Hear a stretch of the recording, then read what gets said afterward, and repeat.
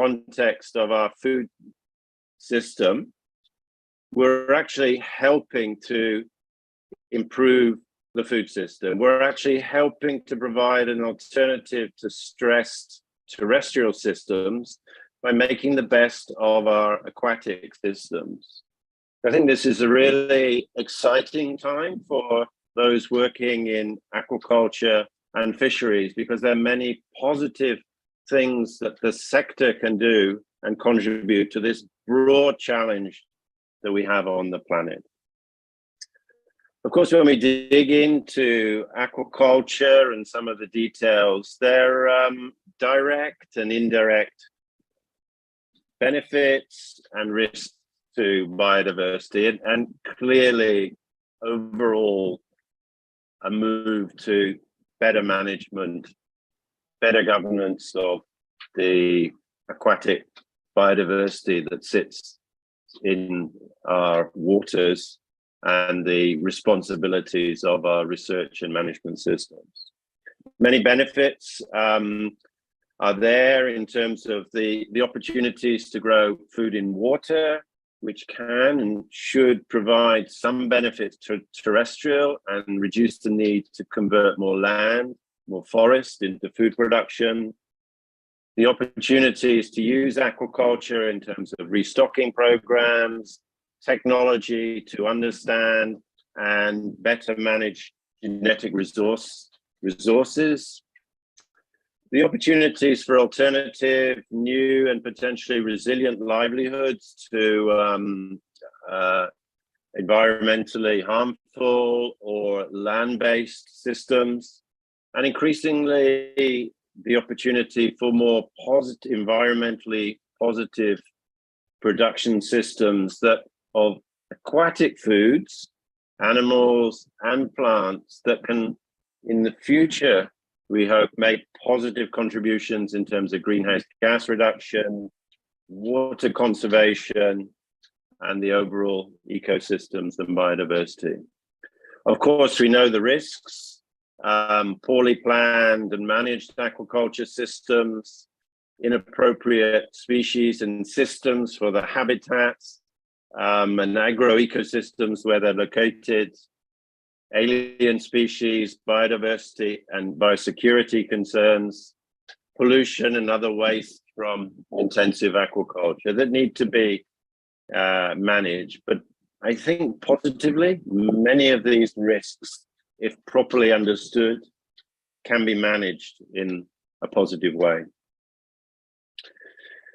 Looking into the future, we can see that the aquaculture and fishery sector is going to continue to have to grow, and particularly aquaculture. It's expected that another 20-odd million tons of aquatic products, and this is animal products without going into seaweeds, will be needed over the next few years. So 10 years from 2020, 2030, FAO statistics are a little bit behind, but that's a substantial leap. Within this, India has I think, a particularly high requirement for growth of aquaculture. So it's representing important challenges for the country in terms of sustainable production systems. So this growth that we see and the continued growth of aquaculture is going to be needed, but it's also going to take place at a time of unprecedented challenges and pressures on biodiversity, climate. So we have to approach it in a positive way to minimize impact, select the right areas, and understand and manage the risks well.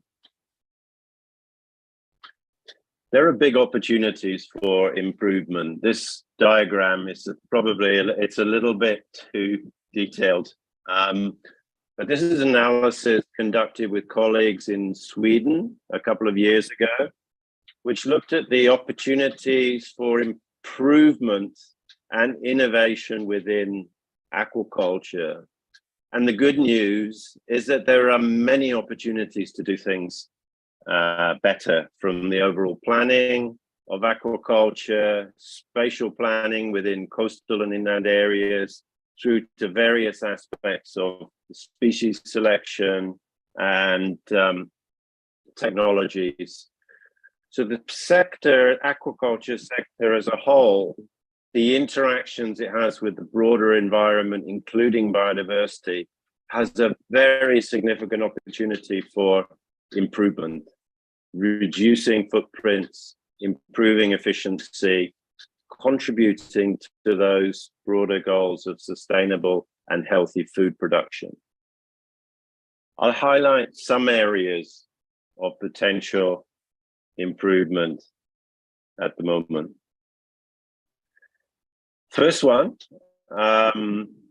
is our aquatic genetics.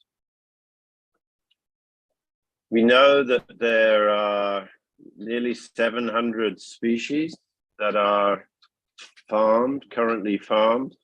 Oops, sorry, take that one back. But around about 10% of those species account for 50% of production. So we have a very diverse sector, but actually the total production is coming from a very limited number of species. We understand the power of genetics to improve and make more efficient aquaculture, and indeed, compared to land crops, compared to terrestrial animals, there are unprecedented opportunities to improve aquatic species.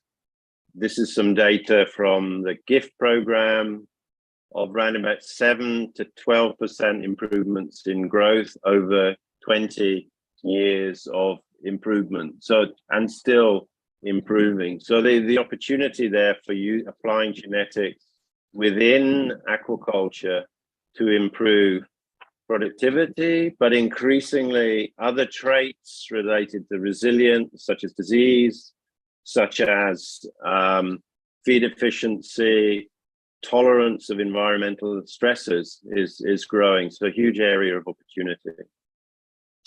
Of course, compared to the diversity of aquatic animal genetic resources in the wild populations, and FAO estimate 160,000, but probably more.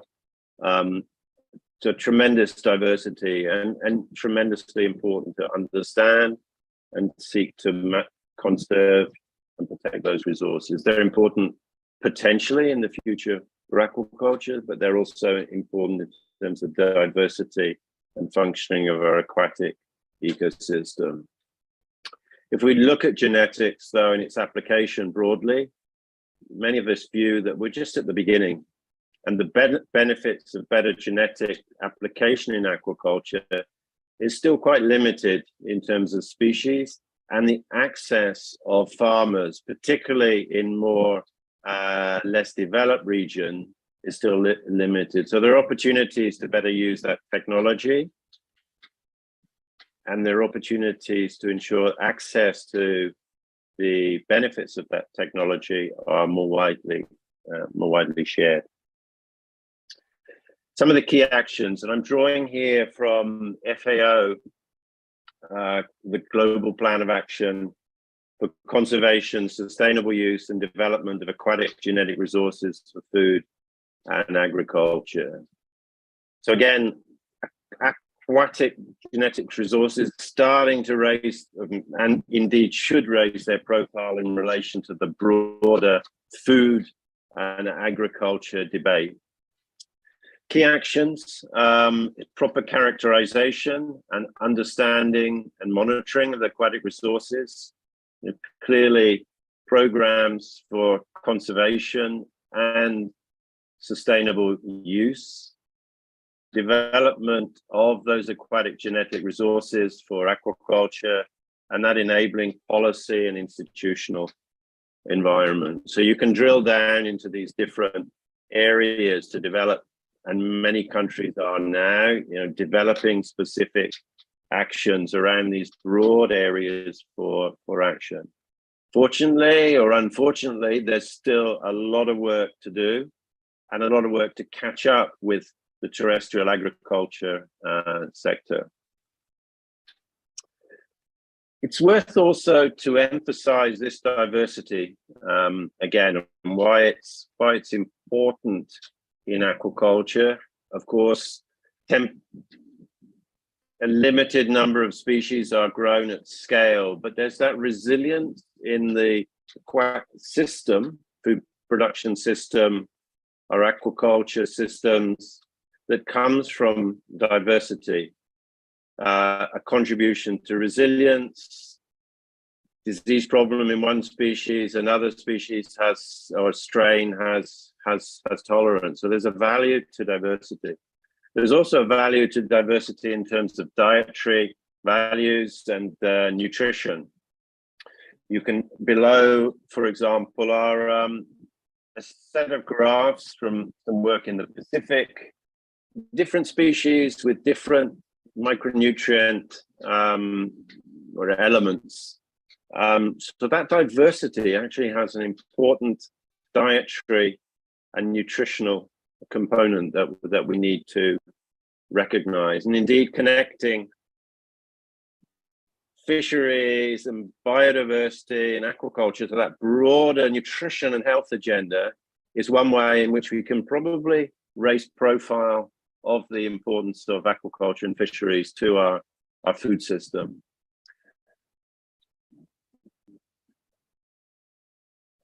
This is just another shot of the diversity of species that are cultured in aquaculture, and this was again with some work with the colleagues in Sweden, where the species groups were divided into 4 areas depending on the production volumes and the price. Luxury commodities, accessible commodities, which means at bulk and at a lower price, and more luxury and accessible niche products. And part of the reason for doing this was actually to understand, where is the investment going in improvement of aquaculture? Where is the research and innovation taking place in relation to the different types of species, the commodities that are important in the aquaculture system? And it would not be a surprise, I think, globally, a strong focus on the luxury commodities, shrimp, salmon, much less on those important food security staples and the accessible commodities. And we're trying to see how we can refocus more research and innovation on this more accessible and important species, such as carps, that are really critical for food and nutrition security in the future. So we're dealing with a diversity of the sector. No one clear solution works for all. Aquaculture feeds, and this is an area that's becoming increasingly a topic of focus. Aquaculture is generally highly resource efficient compared to other production systems. You can see some of the retention FCRs of different commodities. And why are we focusing on this from a biodiversity perspective? Well, again, it's because you take that broad food system picture and you shift diets away from more intensive livestock, then you actually contribute to sparing of agricultural land in feed. So there are indirect implications here for the planet's biodiversity by focusing on aquaculture, efficiency of feeds. But feeds in aquaculture, of course, are key to productivity, but they're also a social and to some extent social and environmental issue. We are lucky, we have species that are feeding very low in the food chain, filter feeding mollusks, which have incredible efficiencies. So this is an area where much more is needed in aquaculture to improve the efficiency, help replace some of the ingredients that are coming from agriculture, and help mitigate negative impacts. Food conversion, and this is an example over the years of data from broiler chicken and salmon. So here you can see some of the value and outcome from investing in improvements in feed conversion in salmon, driven down significantly through research and innovation.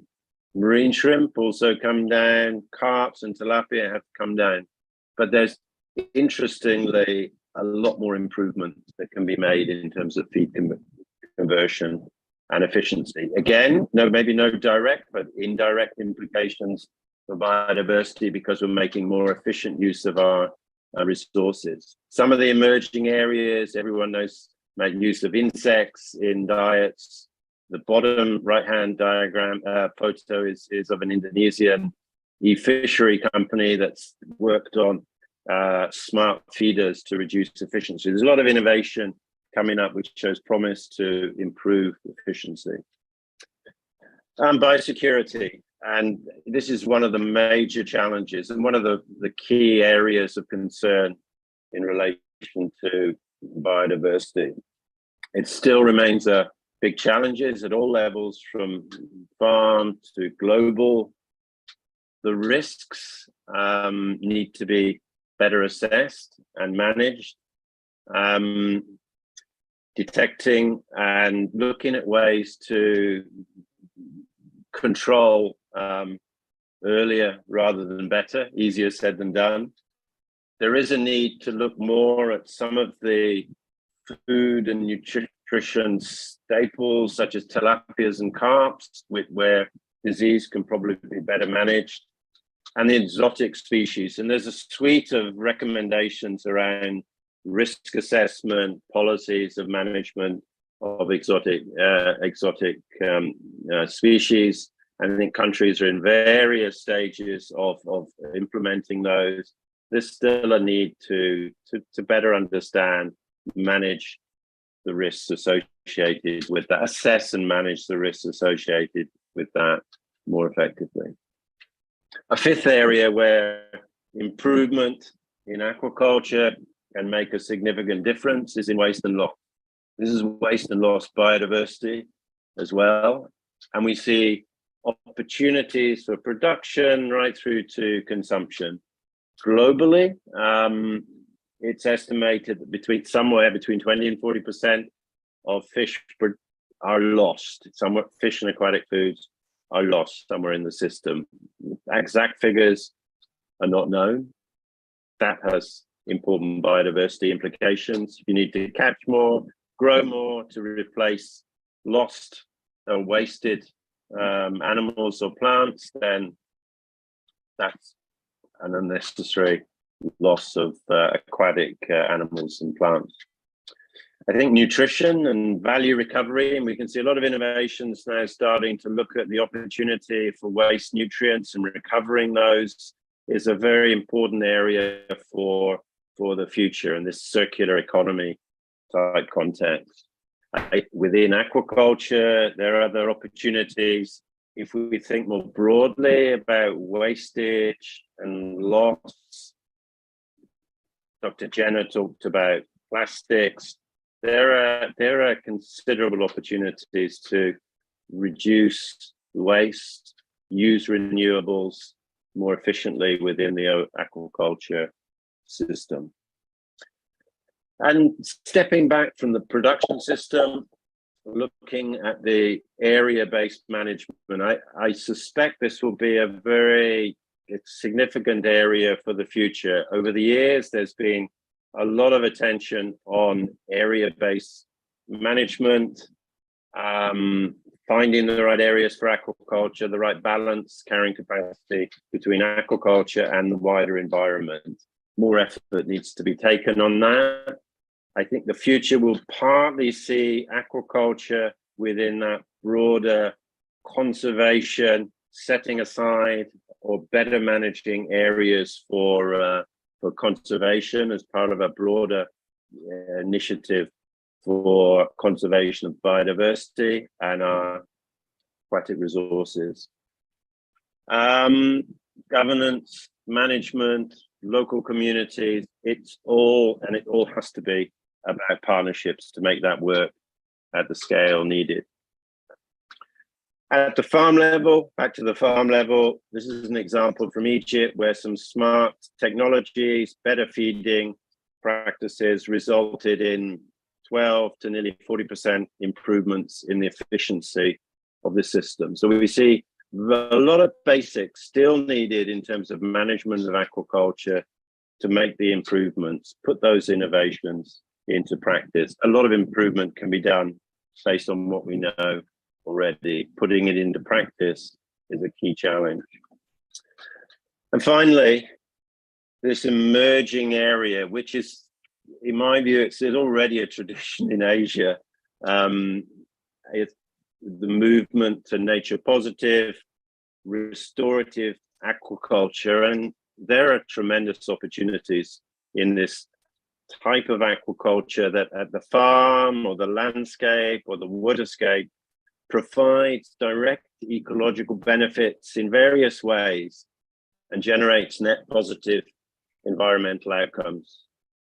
Asia, because of the tradition of integrated farming systems, in particular, much traditional innovation is there, has a comparative advantage actually in supporting these traditions. So this is an important opportunity to improve area further. It's an important opportunity to bring biodiversity conservation, particularly at the landscape or the waterscape level, into broader aquaculture management and improvement.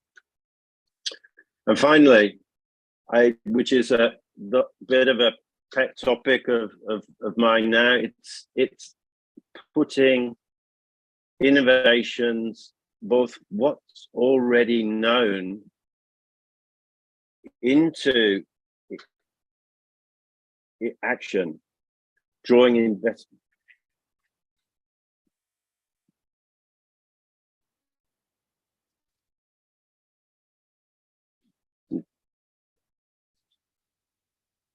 Sorry about that. That's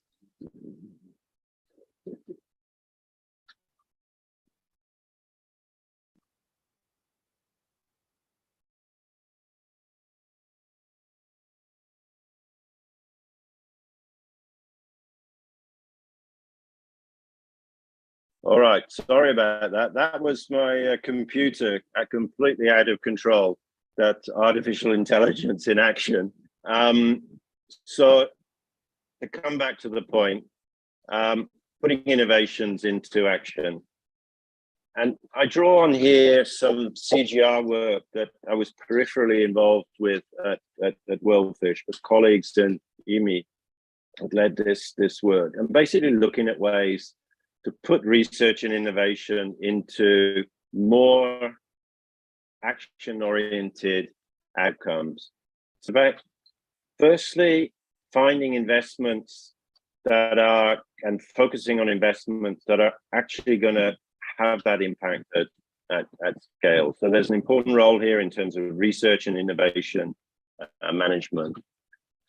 Secondly, it's about creating the right ecosystem where innovations can emerge and supporting the uptake of those innovations through various stages at the scale needed. That's about partnership, it's about collaboration, it's about co-management in itself, about creating the right policy and investment environment for innovations to be taken up at startup or established businesses at the scale needed. And it's about ensuring equitable access to those innovations. And recently I've been looking at the overall aquaculture startup map and the locations where investment is going. And in my view, Asia is not getting the attention in the innovation space that is needed to drive the sector toward aquaculture towards a more sustainable future. So there's an important direction there. I'll finish now, and this is my last slide, to summarize. So aquaculture interacts in various ways with biodiversity and the conservation and sustainable use of biodiversity, both indirectly to the terrestrial environments, more directly the aquatic in systems that we're all working with. Aquaculture can and should be part of this dietary shift to low carbon, more sustainable and nutritious food systems, which will have broader implications. There's a lot of improvement that can be done, both in terms of aquatic biodiversity and improvements in efficiency in food production and value chains that actually will reduce pressures from terrestrial agriculture. Aquatic biodiversity is a foundation for sustainable aquaculture and needs that conservation and management. Aquaculture species selection, the management make a big difference. And this drive towards more nature positive, carbon neutral systems is a really important opportunity, and an important opportunity, I think, particularly for Asia, given the tradition of aquaculture within this region. And finally, there are many innovations needed. Some can be built from existing innovations and scaled more effectively. In other areas, there's the need to stimulate innovations and put solutions and those innovations into action through policy, investment, and of course, the theme of this campaign is around collaboration in various ways, and that's needed to have the impact at the scale required for the future. I'll stop there, and thank you very much for your attention. And sorry for that mix up with my computer in the towards the latter part of the presentation, but thank you.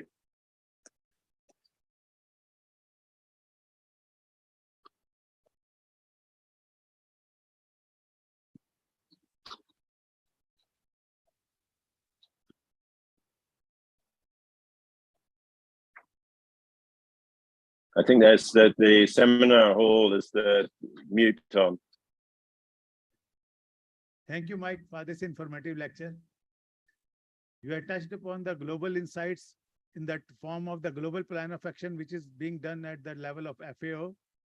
And you've also touched, very importantly, that the future is on the social equitability of the aquaculture with the indigenous species. At the same time, bringing innovations into this, and particularly in Asia, it will be very important because food requirement will be high, and the trade requirements are also there from this. The livelihood importance is there. So social equitability, environmental friendliness, and all. At the same time, it should be focused toward drawing the investment so that entrepreneurship is developed from this innovation. Thank you very much. It was a nice to hear you, and I am sure the people must have enjoyed. I like to tell you that our Zoom number actually exceeded. We have a 500 number, it exceeded. So in between, we have started the live streaming at the YouTube. So it's I think somewhere quite good number are listening from the many universities and many places. Thank you very much again. Thank you. Thank you very much.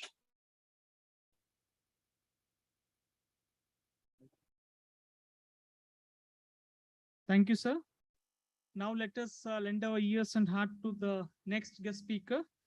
I request Professor K. Sivkumar from Pondicherry University to kindly present his lecture on marine biodiversity conservation in India. Sir, please.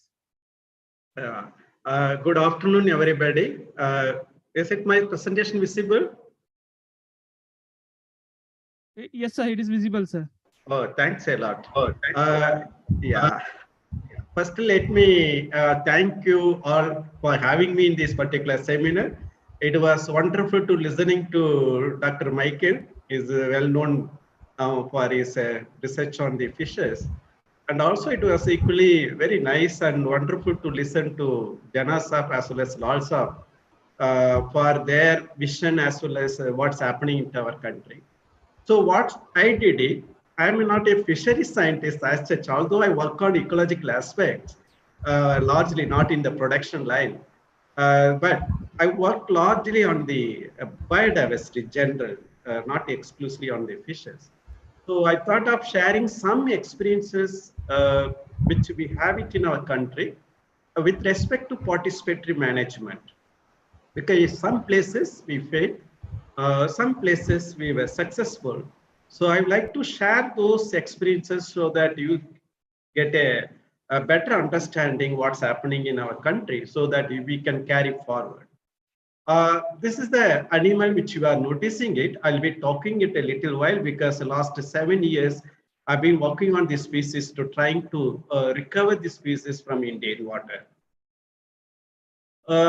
In India, as Dr. Michael mentioned about the global scenario about the biodiversity conservation, India is one of the 17 mega biodiversity country. All of you are aware of that. And also we have 4 biodiversity hotspots within this big country. The reason is India is just around 2.5% of the land mass, accommodating about 7% of the global biodiversity. That's why it is actually considered as the one of the mega biodiversity in the world. India, like any other countries, we too follow certain management measures to taking care of our biodiversity. The major things which we take care of is protecting certain critical biodiversity areas in the country. And so Indian conservation estate, right now it's covering about 21%. That means about 21% of the Indian land mass has been covered, and it includes some portion of the coastal and marine ecosystem too. So this is what the status of conservation in our country. We also strongly believe on this kind of conservation measures, means the protection. But coming to the coastal and marine system, although that 21% is largely covered in the land area, the terrestrial part, but coming to the coastal and marine system, we have about 200,000 square kilometer of territorial waters and the coastal belt. That is about 200,000 square kilometer. But if you look at our Indian EEZ, it is about 2.2 million square kilometer, huge area. We have it in our country. But the thing is, as Dr. Janab mentioned, that India yet to harness its potential in the fisheries sector. He was very correct. It's more than 100% correct because our focus more on the catching fisheries sectors are very coastal area. That is why putting a lot of pressure on the coastal region, that not only putting a pressure on the fisheries also, it is also actually putting pressure on the other biological fauna and flora present in the coastal region. But because we now have to actually expand our fisheries activities inside the EEZ, which is we are very poor in that. But coming to the conservation aspect, again, in the marine system, we are very poor. We just initiated our attention, focusing in the EEZ of our country to understand what we have it there, and we are trying to now take care of those critical biodiversity which occurs in the Indian water. But there are issues right now. The issue was that since the country largely focused on the terrestrial part, because Indian Wildlife Protection Act, largely in the Forest Act, Environment, most of the acts are focused on the terrestrial part or up to territorial water. So we have a legislations to take care of the Indian waters up to territorial water, but we don't have a many existing legal mechanism that can accommodate or give protection to the biodiversity outside territorial water, except one policy we have it in our country that is called the Indian Maritime Act. But we are not efficiently using the Indian Maritime Act to take care of our fisheries sector as well as biodiversity sector. That is what I would like to inform all of you, because you are many of you are budding scientists, excellent in career, and of course there are a lot of senior scientists also attending that. They can also correct me if I'm wrong, because we don't have the better legal mechanism right now to take care of both the sectors in the EEZ efficient. We have something, but not efficient. So these are the legal issues we have it in our country. But when you look about what we have it in the even EEZ, amazing country. That's like a terrestrial biodiversity, which is deserved to be one of the 17 mega biodiversity country. But in the Indian marine ecosystem also equally wonderful when compared to the terrestrial system. As I mentioned, we have a 2.2 million square kilometer area, which is a huge, vast area. And then India having about 35 plus marine mammalian species in our country. So one of the highest, richest diversity of marine mammals in the region. And that indicates that the richness of the marine biodiversity we have it in our country, because these are some of the indicator species. One can infer that when we have a rich diversity of the higher trophic level animals such as marine mammals, that means it indicates that we do have a rich biodiversity in the lower trophic level in the system. And then all of you know that because of presence of high number of marine mammals in our country, so India was lucky to have 7 important marine mammal areas that was identified recently by the global community. So that is, again, it shows that how rich we are. And then coming to the sea turtle, India is also one of the front runner in the conservation of sea turtle conservation in the world, actually. And we have 5 species of sea turtle. I'll be talking more about that at later stage. But we do have an excellent population of the sea turtle of 4 species at least nesting in our country. Apart from the sea turtle or marine mammals, we do have a good coral reef system. They are the main breeding ground for the production center for the marine fishery sectors in our country. We have a good coral reefs, Andaman, Lakshadweep, Gulf of Mannar, Gulf of Kutch. These are the big regions we have.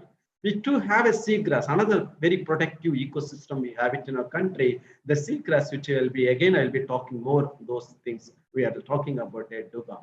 We do have good mangrove habitat, especially in the east coast of India, because these are the critical habitat and for the fishery sector too, because these are acting as a breeding grounds for several commercially important fishes in the country.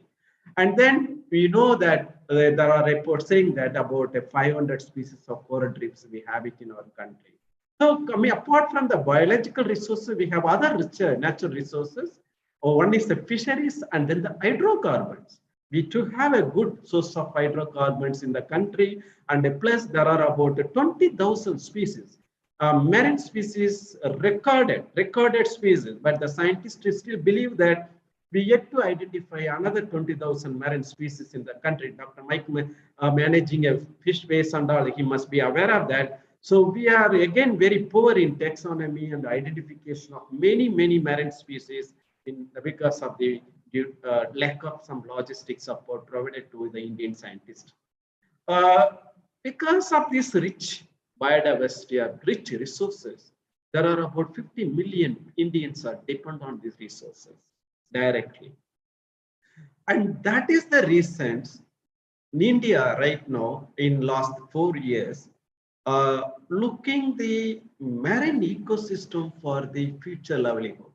As mentioned by Dr. Mike, that entire global community now, because we drained out the resources in the land, now the global community moving towards the marine ecosystem for the livelihood, food, because the fish is not only the cost effective and also one of the excellent protein, animal protein available on the earth.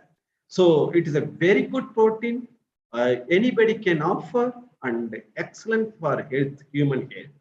And apart from it is cost effective.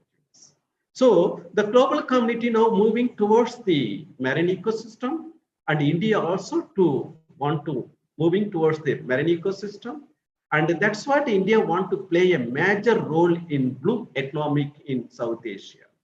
And I am sure that many of you must have already involved in the preparing the roadmap for blue economic of India, because it's already developed. I'm sure ICR institutions were involved in this process. And I will be talking little while later about this, the road, what is the roadmap of India to enhance the blue economy, because India wants to be a leader in South Asia with respect to blue economy.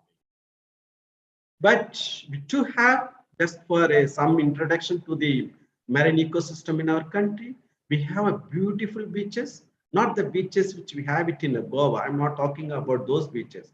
If you really want to see the good beaches, you can visit Andaman Nicobar Island or Lakshadweep, where you can see the beautiful Asia. Some of the best beaches are, we are having it in the coastal. Why I'm showing this particular picture? Because the biodiversity can give you a lot. It's not necessary you have to, like a fishery sector, will take the resources and utilize it. Here, without utilize the resource, you can enjoy the resource. That's what India have, such kind of resources where you can visit and enjoy the beauty, and that itself will generate income to the coastal community who are living in the coastal region.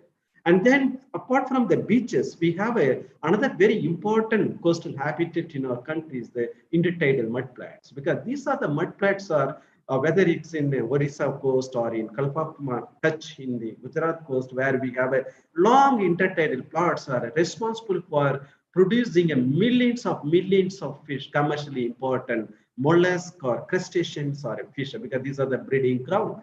And this kind of habitat also accommodates some of the unique biological values, such as living fossil like a horseshoe crab. India have about 3 species of horseshoe crabs in the country, and most of them are occurs in the northern part of the east coast of India. So those who coming from the West Bengal and Orissa, you must have seen these animals are living in these intertidal plants and needs to be conserved for the future generations. And not only the intertidal, many Indian scientists also may not be aware that we have interseasonal mud plots in the country. All of you know intertidal plot, but what is this interseasonal mud plots? We have it in one in Muthupet in Tamil Nadu coast, another one is Ranap Kutch in Gujarat, west coast of India. These are the mud plots are filled with water for 6 months, and the remaining 6 months it will be dried. Amazing habitat. Again, this habitat acting as an excellent breeding ground for again millions of fishes we have it in the country. So these are the breeding habitat, because when you're looking for a sustainable fisheries, one has to look into the breeding habitat of the fisheries sector, so that we can take care of those habitats, so that we can sustain the fisheries for longer time in Indian situations. And then mangrove habitat, we have beautiful mangroves starting from Sundarban, which is the world's largest mangrove batch when it combined with the Bangladesh. And then starting from Bangladesh to the Orissa coast, where a place called Pitrakanika, then coming down to the south in Andhra Pradesh, Godavari, then Pichawar, Tamil Nadu, then moving to the Kerala, fragmented mangrove batches. Second, the mangrove batches intensities increases when moved towards northern side of the west coast of India, Maharashtra as well as the Gujarat. So I don't want to give a lecture on this habitat, because all of you are aware that importance of mangrove habitats in shore protection, climate change adaptation, and again breeding habitat for fishes, mollusks, and crustaceans. And then coral reefs, we are to have about 500 species of coral reefs in our country reported. Some species yet to be identified.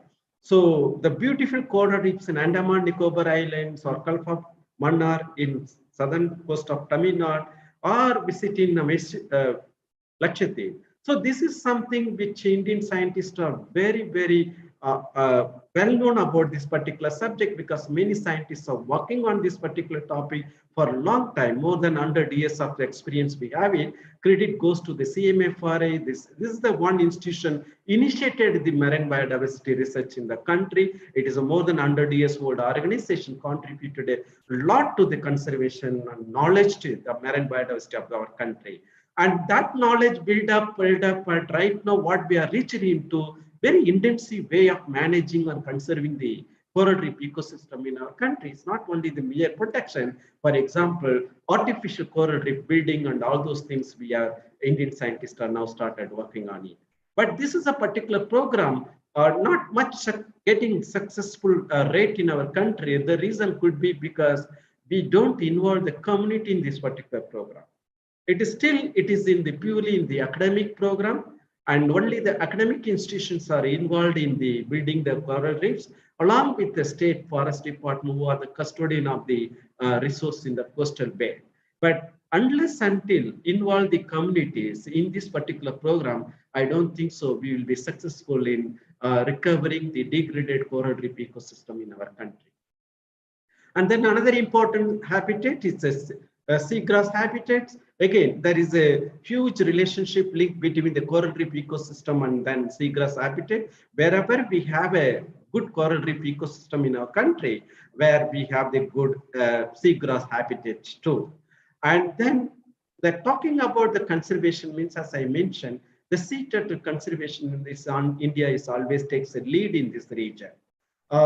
World, there we have 5 species of sea turtles. The one species called olive ridley, which is the smallest sea turtle, weighing about 40 kg, 40 kilograms weight. And 50% of the global population of the olive ridley sea turtle seems to be occurs in the Indian water. And we have been working on this species for almost last 30 years. And this is the pictures which you can see right now. It's called Auribada. It's a mass nesting time when these thousands of turtles comes to the surface to lay the eggs. They come to the coastal area of the Odisha. In Odisha, we have a 3 mass nesting ground, because in India, Odisha is the only place where we get the mass nesting sea turtles, and then Andaman Nicobar, in couple of places we have mass nesting ground, and they're largely used by leatherback and then olive ridley there. When they come to the coastal, all of you know that a little bit biology about the sea turtle. The turtle, after hatching from the ground, they leave it. The hatchling enter into the sea. The success rate of the survival rate of the hatchlings are less than 1%. If the olive ridley lays 120 eggs, means probably 1 egg will become an adult. That is the success rate of the sea turtles hatchlings. When the hatchlings emerge getting into the sea, and after 20, 30 years later, the only female returned back to the shore to lay eggs. And people believe that the turtle which hatched from the location, the same location, returned back after 30 years. So again, it is a belief. We don't have the concrete building, but genetic studies are indicating that our belief may be right. Okay, so the male never enter into the shore, because after death only probably the standard males may stand on the shore. Otherwise, male never come to the shore, it dies in the sea itself. So we have 5 species. The world's largest sea turtle, leatherback, we have it in our country, which is weighing about 1,000 kilograms.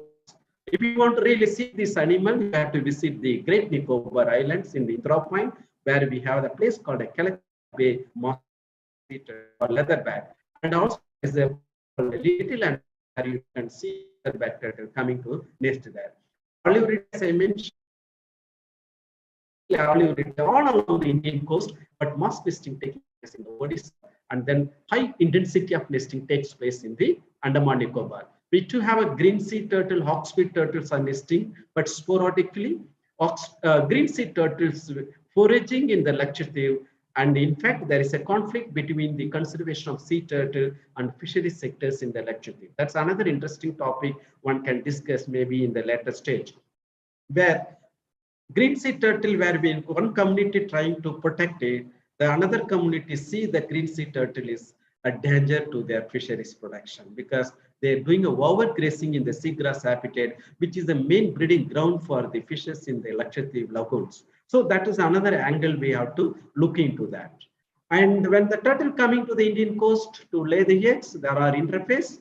There is an interface between the fisheries and sea turtle, because when the sea turtles coming in the month of November to the Orissa coast, and they start preparing for mating and breeding, and then they come to the shore in the month of March to lay the eggs. Then the 4-5 months they stay in the coastal region. When the turtle comes, that is the time fishes also coming along with the turtles to the Orissa coast. So the fish, there is a huge problem, because fishermen also waiting for the fishes to arrive in their area. When the turtle also coming, when the fisherman goes and put the net, unfortunately, while catching the fish, incidentally, many turtle also used to killing. That is the reason the government of Odisha, in partnership with the many stakeholders, the most important stakeholder they partnered was the fisheries sector. Fisheries Department, Marine Police, Coast Guard, and then several civil societies. The Odisha Forest Department joined hands with them and then tried to protect the critical mating place of the sea turtle, not allowing the fishermen or helping the fishermen not to catch the fishes in the breeding ground of the sea turtle, which they done it because I remember 15, 20 years before, we used to sacrifice about 50,000 to 80,000 sea turtles every year to do the fishery sector. But now, not even hundreds of turtles are dying there. So one of the successful program, people were convinced the importance of sea turtle conservation for the fishery sector. That is amazing result because as long as the Indian water having a good number of sea turtle, they can manage the fisheries sectors in that. It was well proven because majority of the sea turtle feeds on the bycatches of the fishes, which is not commercially important for fisheries. When they remove the non-commercial materials from the shore, so by doing that, they minimize the competition to the commercially important fishes. So the commercially important fishes can get more food resources because the competitors are removed from the sea by the sea turtle. So sea turtle conservation is nothing but taking care of the fisheries conservation. And that we have done it in the Orissa coast, but problems are continuing because of the climate change. Seashores are changing. After sea turtles are laying the eggs, turtle nesting beaches are getting eroded and the turtles are washed away. This has become the annual phenomenon. Whatever conservation efforts we put in the conserving our critical wildlife in the marine ecosystem, unfortunately, there are so many things goes beyond our control. And then another thing is the development sectors.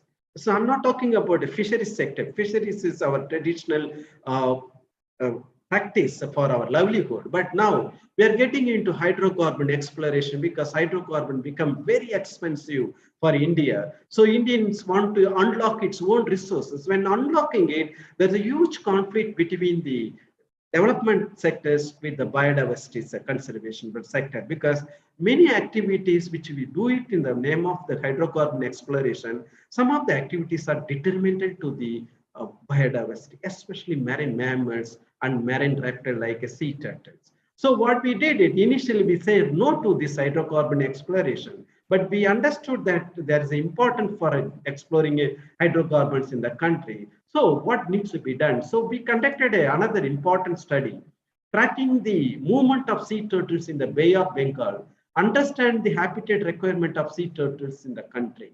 So after doing it, using the satellite tracking study, we could track about 70 turtles. We tracked turtles from Sri Lanka as well as the west coast of east coast of India. We moved and then understood the movement patterns and everything. After understanding the habitat requirement of the sea turtle, then we informed the government of India, okay, these are the habitats are critical for sea turtle during this period. This is a mapping, not only the spatial, it is also temporal. Because from November to March, sea turtles are very close to the shore. So you can go for oil exploration beyond 100 nautical miles. But after March, turtles are moving beyond the 100 miles. You can come closer to the seashore and go for exploring the hydrocarbon. It's a win-win situation. So that's why the science can help the development and also can help the conservation. That's what the role model we learn from the sea turtle conservation. But that sea turtle conservation not only ending there. And recently we identified the important sea turtle habitats in the country and also in the sea. It's not only in the coastal habitat, even in the sea portions, the important critical habitats are identified. And interestingly, the turtle, the leatherback turtles, all the way coming from the Australia or in South Africa, coming to India to lay eggs in Great Nicobar Island. Amazing things that Indian scientists could track this movement of turtles. They travel almost 8,000 kilometers, come to Little Andaman or Great Nicobar to lay eggs there. So this is our responsibility to take care of them when they come to lay eggs, because for them it's a parental house that we should respect that house and take care of those houses. So that is the reason that Government of India recently In fact, we consulted many. In fact, I thank Dr. Lal Saab also because he was always pro-conservation person who come forward to help us to conserve the aquatic biodiversity.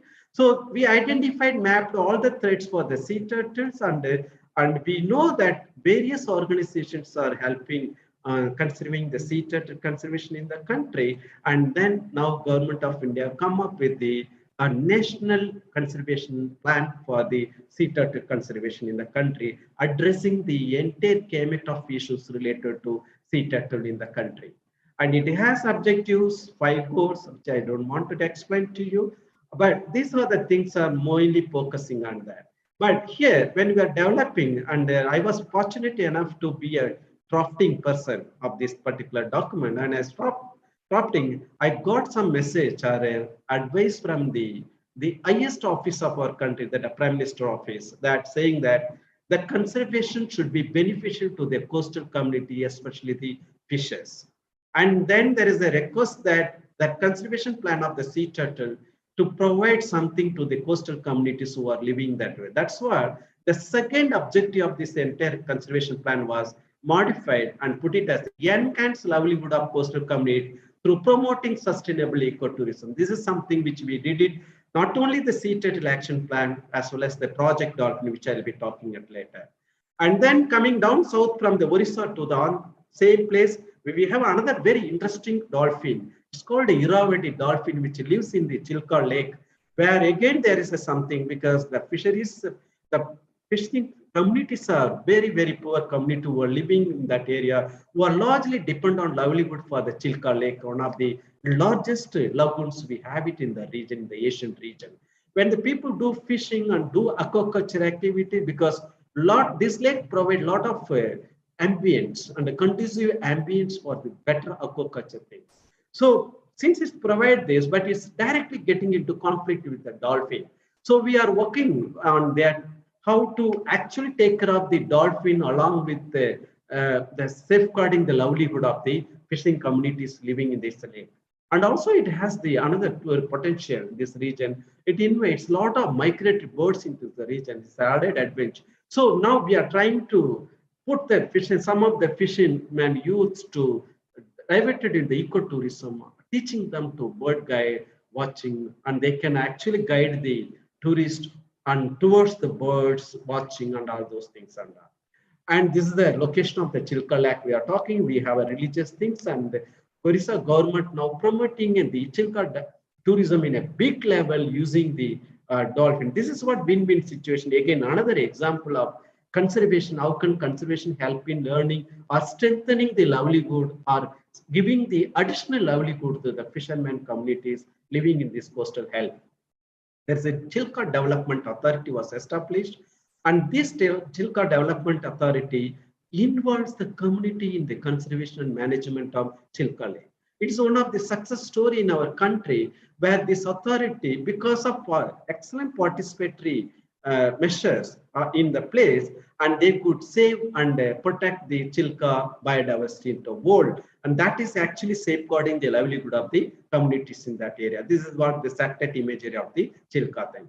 Another interesting story I have to tell you that quickly, that the whale shark, the largest fishes in the world, which you all of you are aware. When the fishes comes to the Indian coastal region for a breeding, and they used to be killed because people used to take out the fins and then the liver for some other commercial product.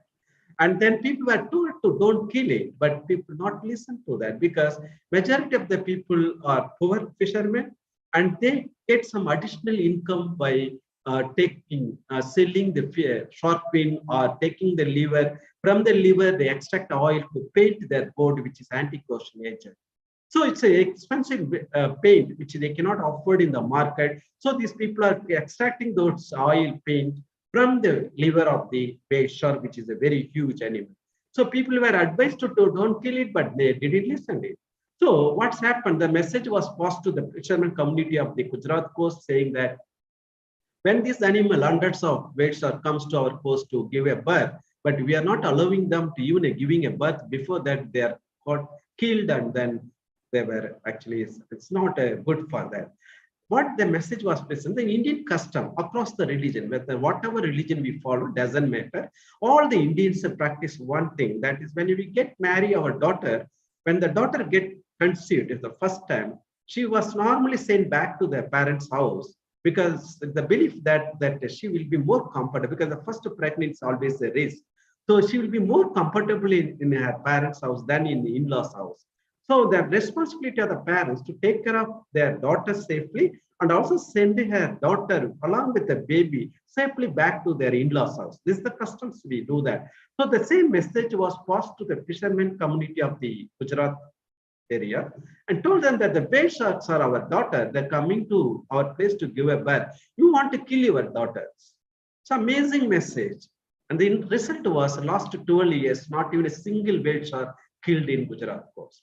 So this is what the conservation community, we have to convince the people community in a proper way. Once the people convince, they will help in the conservation of the biodiversity. A lot of good things are done. There are civil society and corporate involved, joined hands with the forest department. And I am sure that there is another wearable center of the CMFRA also helping the forest department of Gujarat government to conserve these whale sharks populations in the states. And then there are a lot of good things happening in our country. For a long time, we ignored the marine biodiversity, but that became a story now. And a recent document, that is the National Wildlife Action Plan, that is we consider as the Bible of the conservation plan of the country, which runs for 15 years period. And this particular action plan, the recent latest National Wildlife Action Plan, as well as India's National Biodiversity Action Plan, both the documents given enough adequate attention to the marine biodiversity in the country. Thanks to Dr. Lal and the NBFGR team and CMFRA team, because I was involved in this preparation of document, and these two institutions actually helped me to put things, required data in this particular document. So this is the first time in the Indian history of conservation where in which the exclusive chapter to conserve the coastal biodiversity and marine biodiversity in the country provided in the policy document. So we have enough secure policies to take care of the biodiversity. And also the history is not the new thing. These are the stamps, the CMFRA, the senior scientists probably aware of this. And because of their effort, and the Indians are started taking care of the marine mammals way back in 1990s.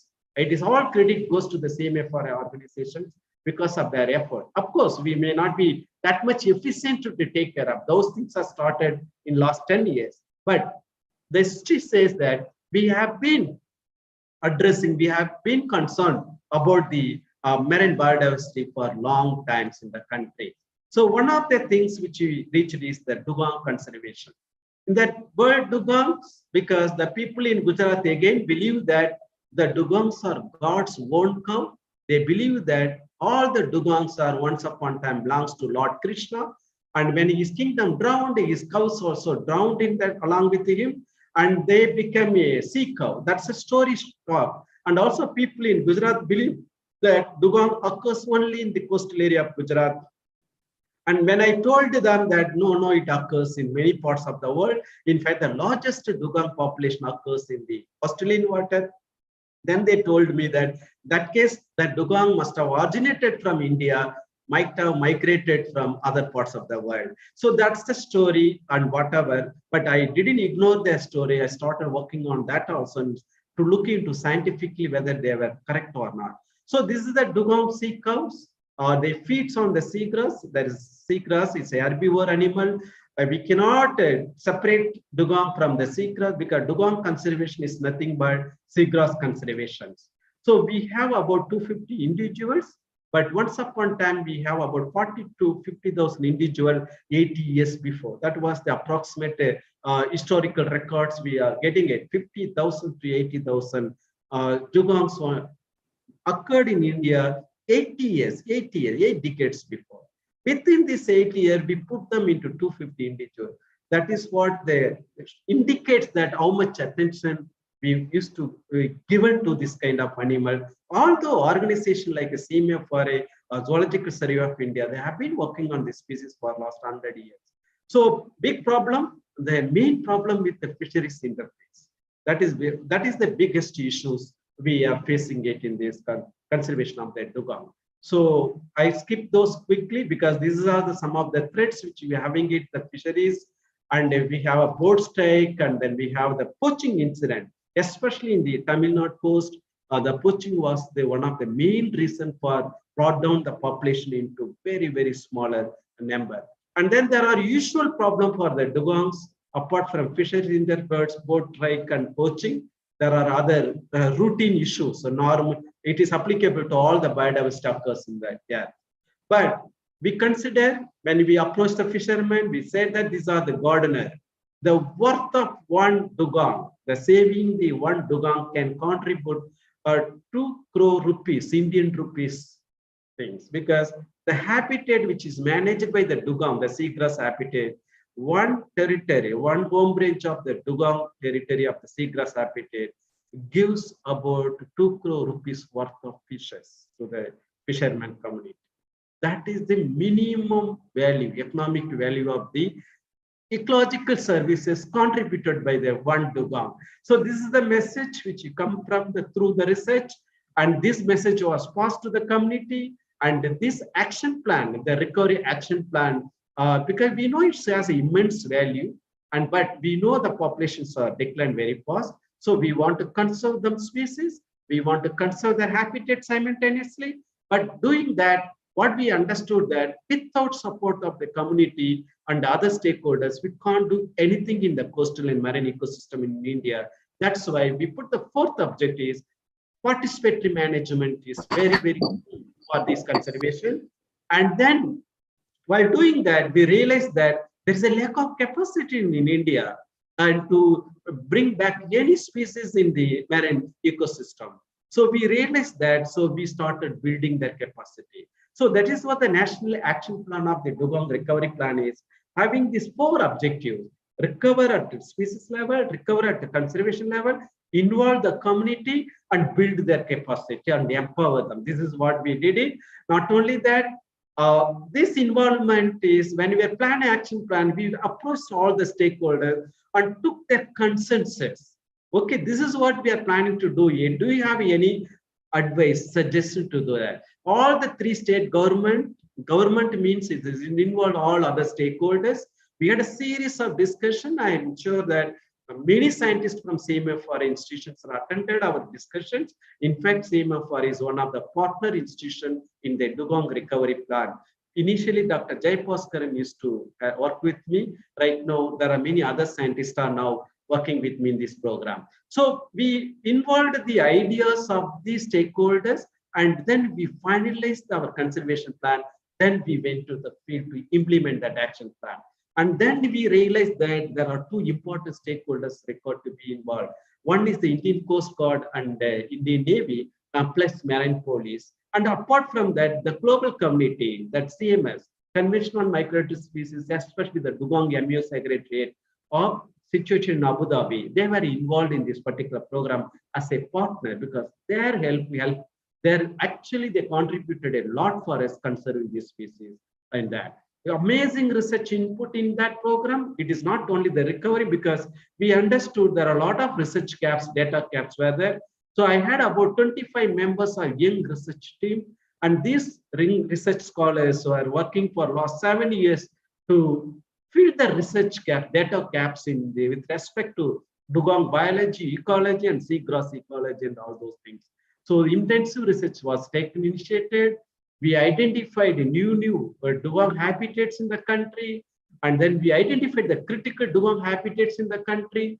And while doing that, then started talking with the government officials to do something for identified the critical habitat. For example, one such habitat we identified in the Parkway region in Tamil Nadu, which is outside the protected area. So we could convince both the state government of Tamil Nadu as well as the government of India to declare some portion of the Parkway as a conservation reserve. This amazing research outcome came forward that, but before declaring this research, the dialogue is initiated, the discussion going with the fishing community, because there are about 13 fishing villages are going to be affected directly or indirectly because of the conservation. So now we are discussing with the community how to involve the community in co-management, was Dr. Michael mentioned about that. It's very important thing. We have to promote the co-management. So the community should take over the management of the this newly declared protected area along with the government missionaries. That is the idea, which is outcome of this particular program. So we not only in Tamil Nadu, all over the country, we identified this critical habitat. And then identification, monitoring the population of dugong is always a challenging. So we use all kind of new advanced technology. We use both aerial and underwater drone technologies to estimate the and monitor the population of dugong in our country. The good news is the population getting improved in last 7 years. The reason is the poaching incidence was reduced drastically, and thanks to the communities who were supporting us in the last 7 years. And then these are some of the drone pictures. You can see it. How we monitor the population of marine animals, especially the dugongs in Indian waters. And the community participation, because ultimately whatever conservation we do it should reach the ultimate things should reach beneficial to the community. So what we've done is, when we approach the fishermen of the India to stop killing the dugong, otherwise it's costing about 4 to 5 lakh rupees to them, because when they illegally we kill the dugong and sell the market, it's costing they will earn about 4 to 5 lakh rupees. But when you're telling the poor fishermen don't do it, means it's how difficult for the fishermen to accept our words. They were also very reluctant initial stage. But what we did is, we started supporting the education of the school-going children of the fishermen who are doing fishing in the critical habitat of dugong. So we called them, we supported their study by giving the scholarship called Dugong Scholarship. These children were supported with the Dugong Scholarship. Every alternate month, these children were brought to the natural camp. They were given some kind of 1 month, 1 day orientation program, telling about the importance of biodiversity, why should be concerned, and what is the relationship between human and the environment, all those things teaching. You won't believe that it worked fantastically.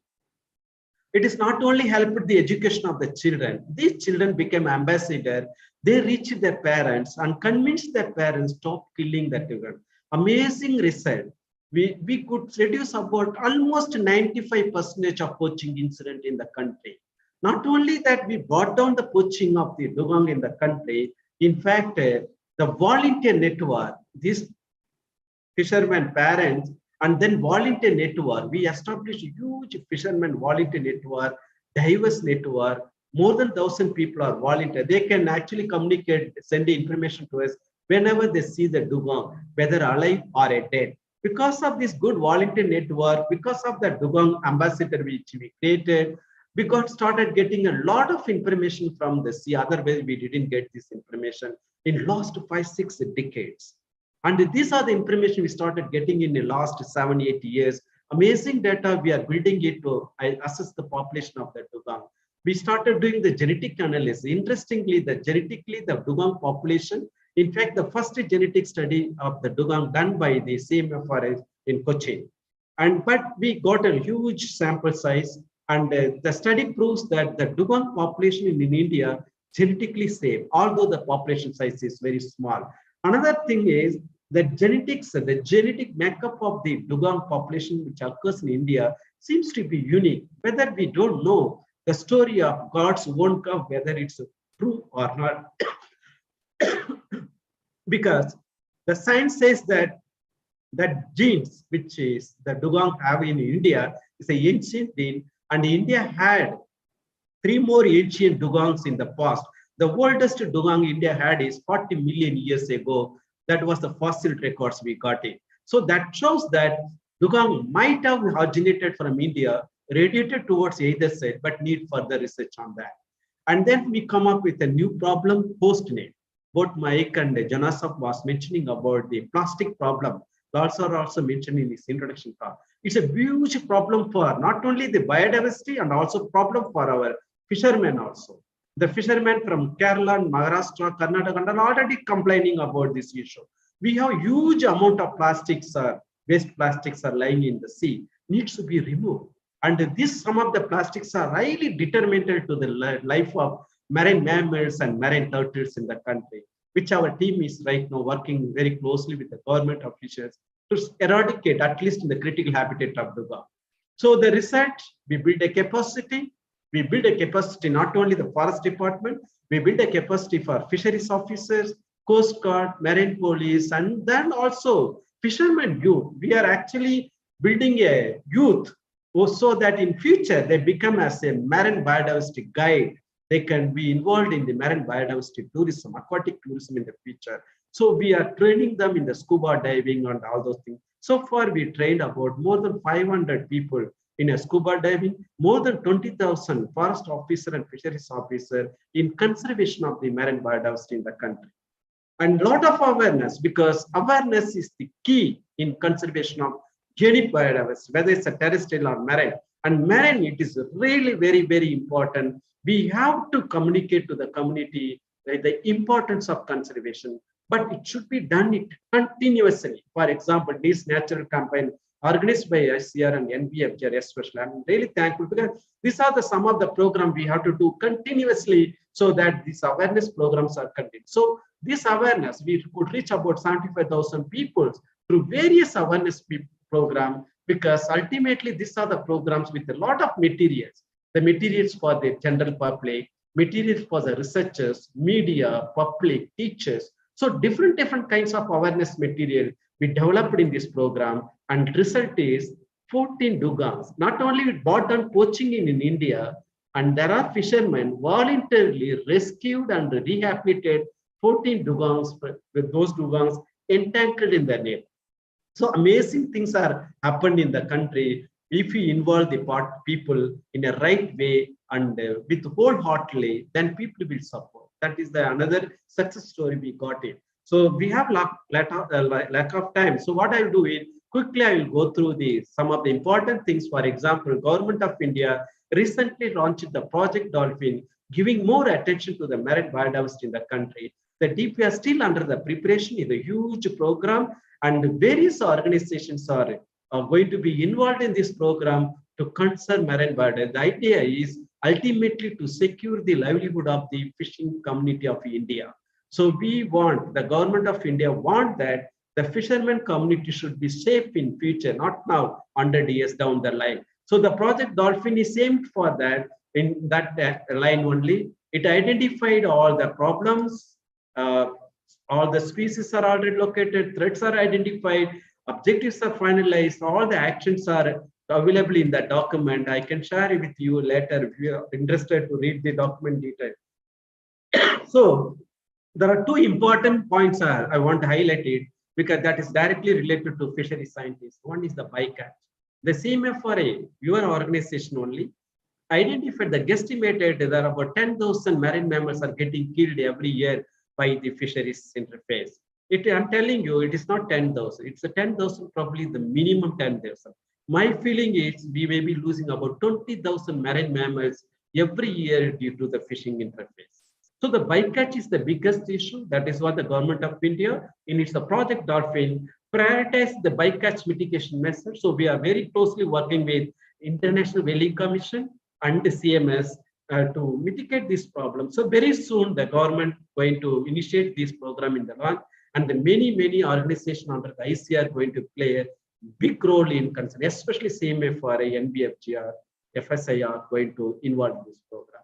And then we identified the secured habitat for this animal. These are some of the national documents we already prepared. We want to immediately secure some of the habitats for the marine mammals in the country. So actions are already initiated in the name of the, for example, this is a YEPSA site. One site we identified for olive ridley turtles are available. These are the list of ministry and organization are identified by the Government of India already.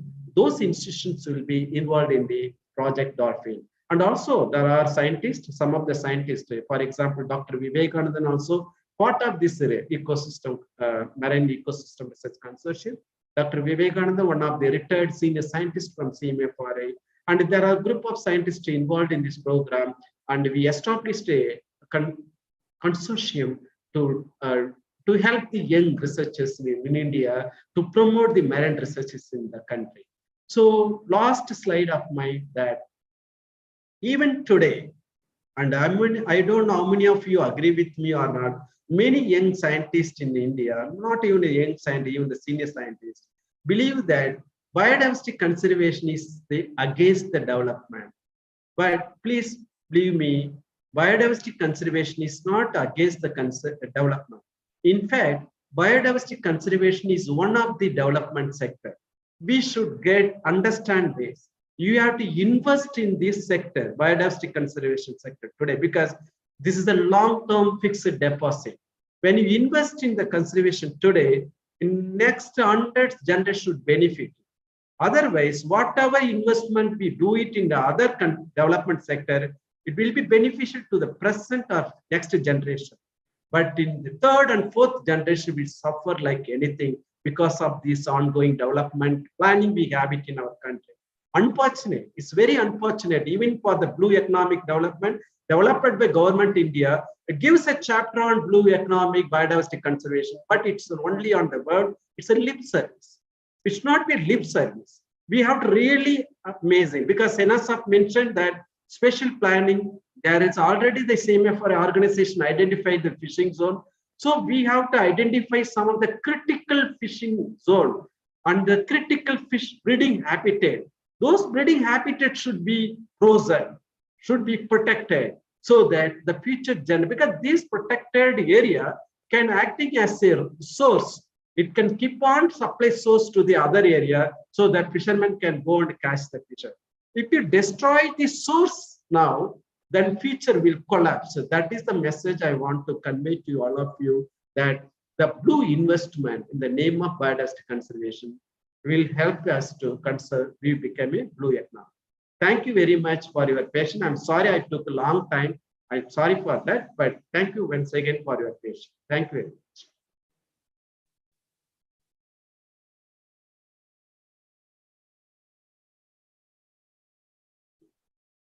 Thank you, Dr. Shivakumar. It was nice to hear this talk, starting from what are the policy interventions at the level of Government of India. And consideration of that biodiversity conservation is important. And I now understand, because we are also partner in some way or another, that deep sea mission is also being, there's a big investment on the deep sea mission also. You have given a good account of your dugong conservation work and involving the participation of children in particular. And at the same time, you have come down to another aspect which is upcoming, that is Project Dolphin.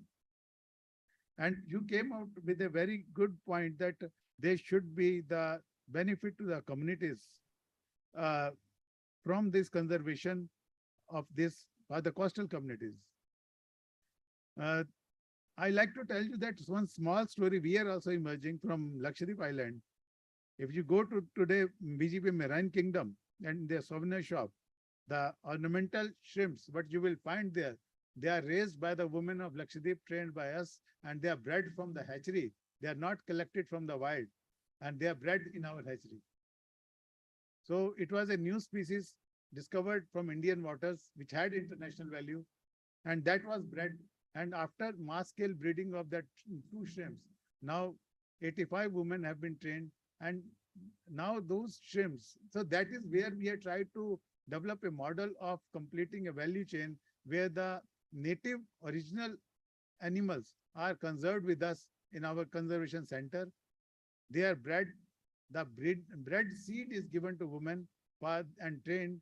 At the same time, we developed a marketing link with the VGP Marine Kingdom for buying the material. So that is a small story which we are emerging. We are only stuck with the climate of Lakshadweep. Many times taking and bringing material is becoming difficult from there. And thank you very much. And thank you, Shivakumar. And thank you, Mike, for giving adding a value to this program. Thank you very much. Very welcome. Thank you very much. Thank you. Bye. Thank you, sir. I now request Dr. Rajiv Kumar Singh, Principal Scientist from our institute here, to kindly propose a formal vote of thanks.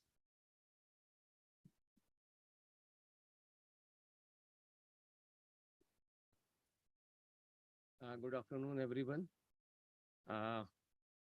As we come to the end of this session of this very important national campaign that is on participatory management, fishery for fisheries conservation and sustainable fisheries and biodiversity conservation. First of all, I would like to thank Deputy Director General ICAR Fisheries Science, Dr. J.K. Jaina, for conceiving such an important and hot topic, which is really not only important in India, but worldwide also. Unless until there is a participation of the community, the conservation in toto cannot be achieved. Even if it is achieved, it will not be worthwhile. So thank you very much, sir, for having this idea and entrusting us with this, that we can organize this seminar for the benefit of the sector, of the fisheries sector growth. Thank you, sir. Thanks to Dr. Kuldeep Kumar Lal, sir, Director NBFGR, who arranged such an eminent personalities who were really directly in touch with the subject, who did lot of groundwork and gave very good account of this subject. Thank you, sir. Thank you for this initiative. I thank all the other institute directors and their scientists who are associated and actively watching this and learning this program. Thank you. Thank you to all.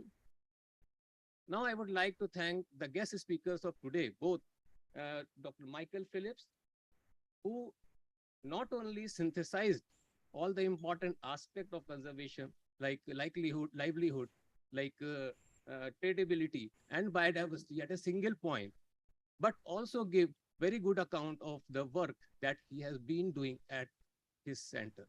Thank you, sir.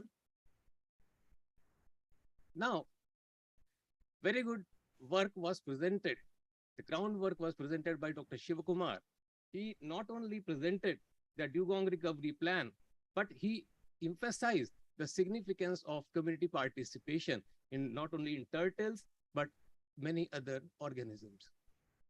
Thank you very much, sir.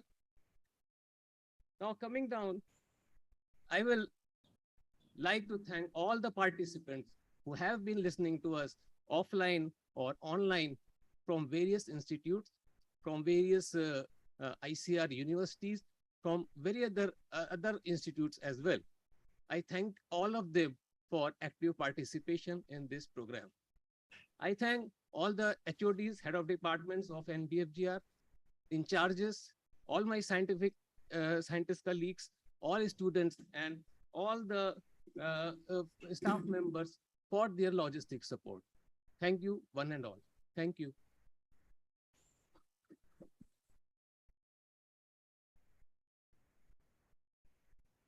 Thank you, sir. With this, we come to the end of today's program. Unfortunately, all good things have to end. Once again, on behalf of the institute, we are thankful for everyone who has joined us both online and offline. I request everyone to please kindly stand up for the national anthem. I request everyone to kindly stand up for the national anthem, please.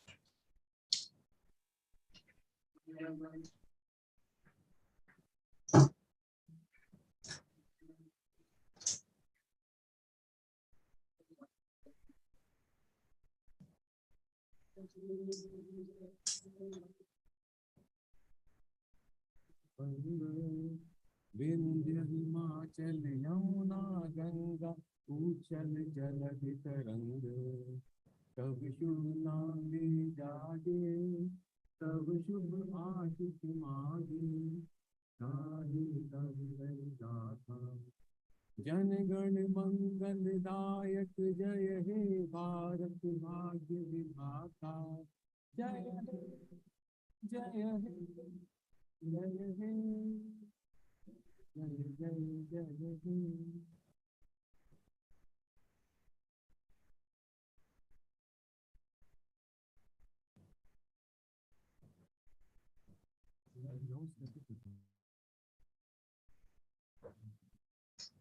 Thank you, everyone. Now we close the meeting.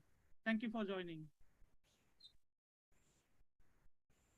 Okay, thank you, everyone. Appreciate the meeting. Very good. Enjoyed it a lot. Thank you. Bye for now. Bye. Thank you, each and everyone. It is a nice experience for us also.